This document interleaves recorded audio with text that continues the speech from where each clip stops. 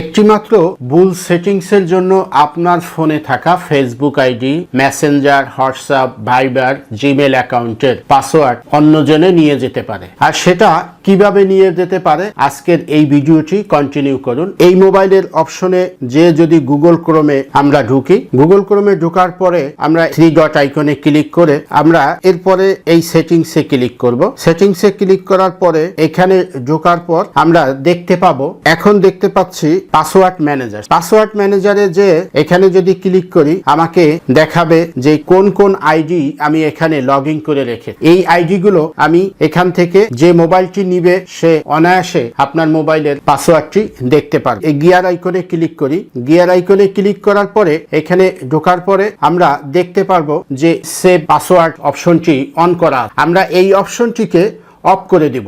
এই অপশনটি আমি যদি এখন বন্ধ করি, বন্ধ করে দিলে এটা আর কখনোই আপনার এই পাসওয়ার্ডটি অন্য কেউ নিয়ে যেতে পারবে না। আশা করি বুঝতে পারছেন। আজকের এই ভিডিওটি এই পর্যন্তই। সিকিউরিটি, নিরাপত্তা বা সিকিউরিটি জনিত একটি ভিডিও আমি আপনাদের সাথে শেয়ার করলাম। আশা করি ভালো লেগেছে। আর ভালো লাগলে আমাদের সাথেই থাকবেন। পরবর্তী ভিডিওতে আবারও দেখা হবে। আল্লাহ হাফেজ।